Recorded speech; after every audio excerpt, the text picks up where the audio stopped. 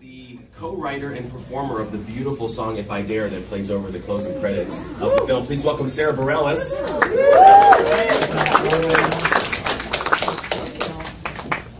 And you, Sara, you're going to kind of do like this whole circuitous route. You're going to go around. Long entrance. All right, also from the cast, as the coach, Lorne, please welcome Eric Christian Olsen. What do you got there? This is Eric. As Bobby Riggs' wife, Priscilla, please welcome Elisabeth Shue.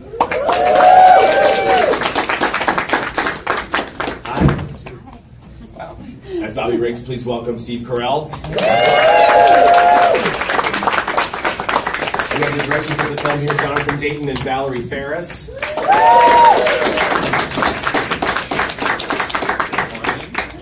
Hey, good morning. The man we normally love to love, but this time we love to hate him, Bill Pullman.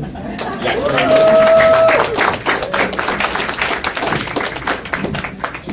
And the composer of the film, recent Oscar nominee for Moonlight, by the way. Please welcome Nick Britell.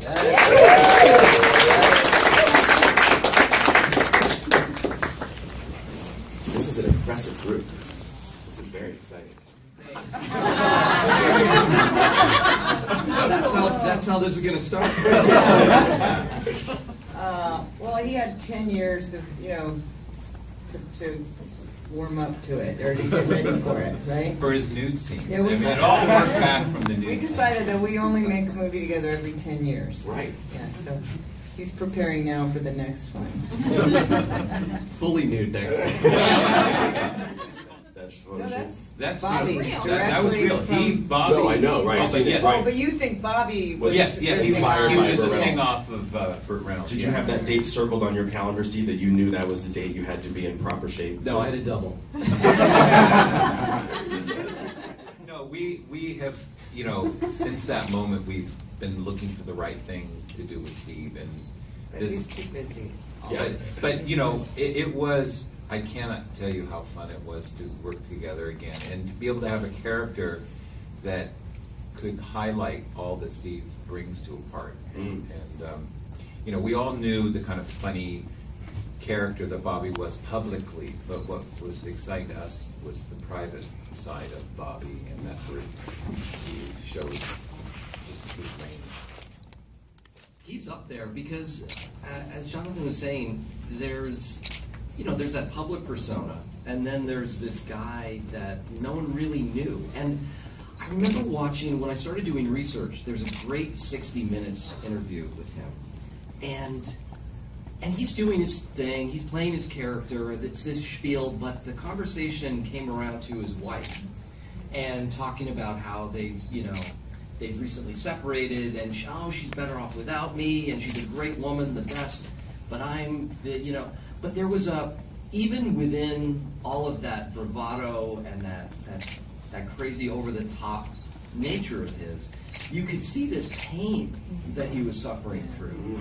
And to me, that was sort of the root of what I was going for. That there was this public thing, but even in his public persona, you could see the pain and sort of the complexity that was lying underneath it all. I appreciate this line of questioning. Well, I will say that I read one review of this film that talked about how bad my wig was. And it's my real hair. I grew out my hair, and I grew these massive chops, and actually used the same, because Bobby Riggs, he was such a self-promoter. He, I think, wanted to get a deal with Clairol, because he always mentioned, I use Clairol number 87, and I think he was trying to get Clairol to support him, to sponsor him. He was always looking for an angle. So used the same color, which was kind of an orangey brown, and grew these sideburns, which he didn't dye, so those were gray, my hair was turning brown, and then me and my wife and my kids went on vacation before we shot, and they didn't want to be seen with me. And I have to say, it did sort of affect my love life with my wife.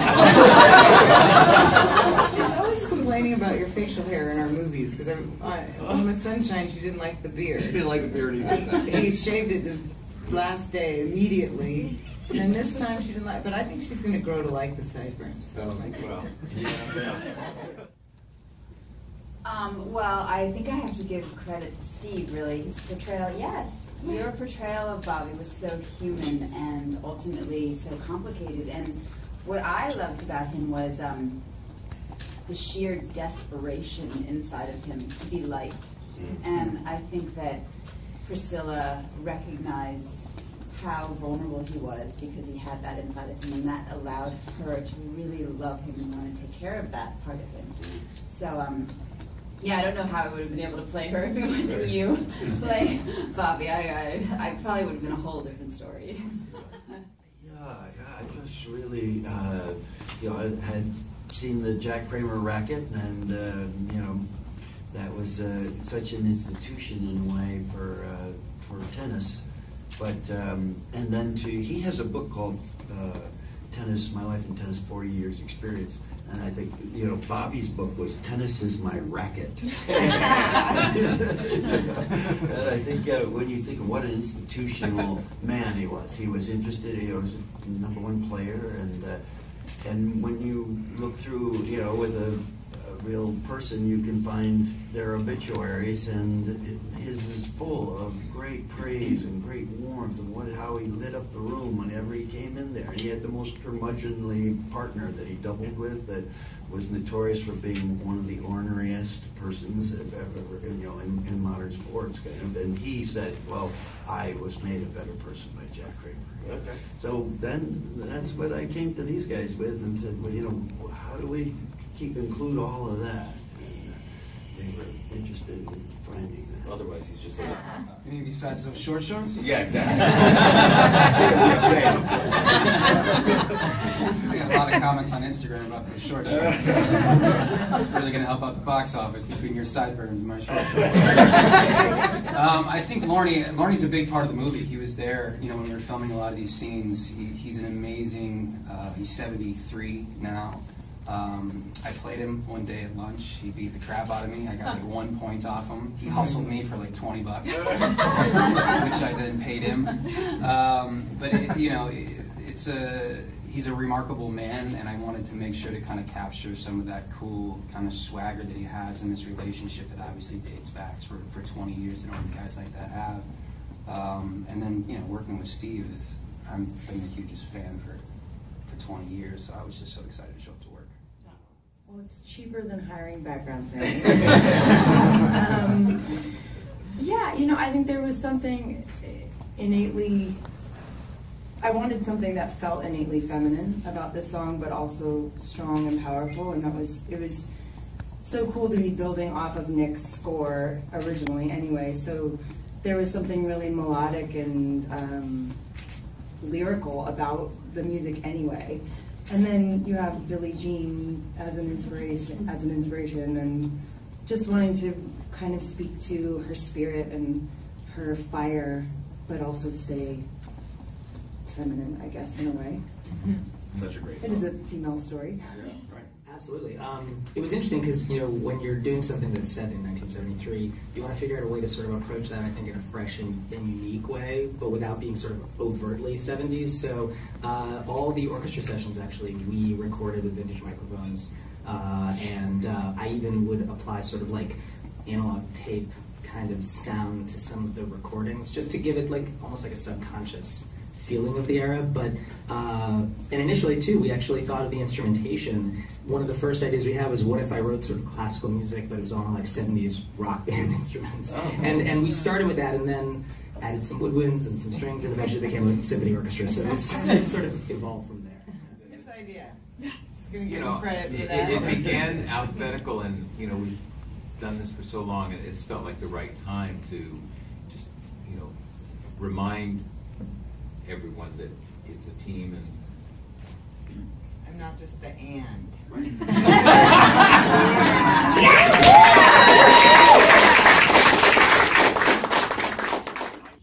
Sheep poop.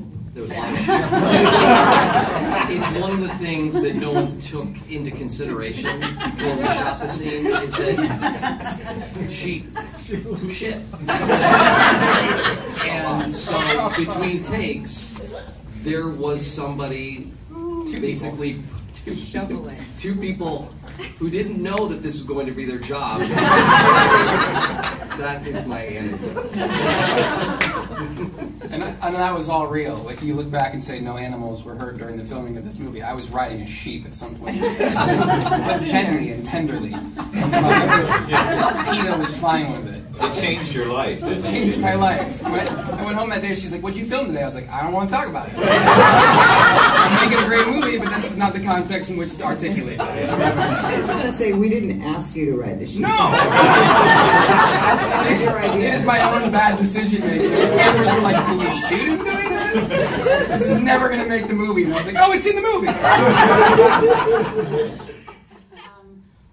Well, I guess I feel like my mom was very similar to Priscilla in that she was kind of trapped in her circumstances and the way society saw her. She never got to have a career. She never thought of herself as having those kind of aspirations. So I did like that I had power over him with my money. However, I feel like there was a real sadness inside of her, too, that she wasn't going to ever have a dream of her own. And I really felt that more strongly than my power over him with my money, to be honest. So, yeah, no, I really related to that feeling. Anyone else surprised by anything that they uncovered? I was going to say, watching the original match, we were just struck by Howard Cosell, who we always thought of as this fairly liberal guy. And when we heard the things that he said and the way he put his arm around Rosie, we were just kind of shocked by that. It was something that, so we added a lot of that into the movie because, you know, I think it just changed our concept of how acceptable it was to call women little lady and, you know, talk about Billie Jean as a wanting, you know, she took her glasses off and let her hair down. She looked like someone vying for a Hollywood Screen Test. So those things were, you know, just so kind of not noticeable at the time maybe, but looking back at those, you know, what was acceptable then, that hopefully isn't now, although I think in some ways we're facing it again in an even more offensive way. So. I think that's a really accurate comparison. I saw it the same way. He created a character. I think he saw what was happening in the zeitgeist and decided to try to profit from it, really. I don't think, and correct me if I'm wrong, and who knows, I don't think he really cared much about politics. I don't think he had a foot in feminism or chauvinism. I think he just wanted to make some dough, and he wanted to promote himself, and he wanted to be famous. I think he had a chip on his shoulder because when he was a star, he didn't get the money, he didn't get the acclaim. It was in the late 40s, and tennis wasn't a big deal. So by this point, he was in his mid-50s, he was playing on the senior circuit, and he just wanted to have his due. So he also specifically took a page from Muhammad Ali. It's the same sort of thing. It's this bravado and this character, this creation. And I maintain that he just wasn't that good an actor, and that was part of his charm. Because you could tell that all of these things that he was espousing weren't connected to his heart, and I think that was part of his charm. That most people, I was 11 at the time, I knew it was a put on. And most people that I knew it was a put on. And that was part of what was charming about him, because he was benign. You could tell the guys who really were, you know, saying these things and meant them. Which is not to say that in saying them isn't dangerous as well, even if you're just joking around, because other people who do believe that pick up the mantle and run with it. So there is, you know, there is danger in that. But I think he as a person was a benign self-promoter. When you look at the cover of Time magazine that has Bobby on it, you know, it's a cartoon depiction of him, this caricature. So that's, you know, one of the clues to what was going on.